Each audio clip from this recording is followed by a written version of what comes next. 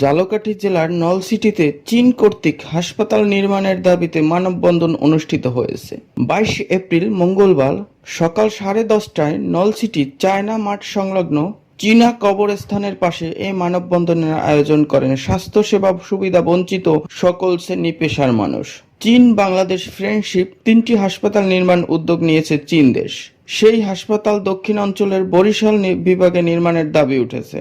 ঢাকা বরিশাল মহাসড়কে ঝালকাঠি জেলার নলছিটি উপজেলার দবদবিয়াতে নির্মাণের দাবি জানানো হয়েছে এই মানববন্ধন থেকে। মানববন্ধনে তাইফুর রহমান বলেন, প্রাচীনকালে চীন দেশের এক নাগরিক ব্যবসায়িক কাজে নলছিটিতে আসেন। তখন তিনি অসুস্থ হয়ে নলছিটিতেই মারা যান। তাই তাকে চায়না মাঠ সংলগ্ন একটি স্থানে সমাহিত করা হয়, যেটা চায়না কবর নামেই এখন পরিচিত।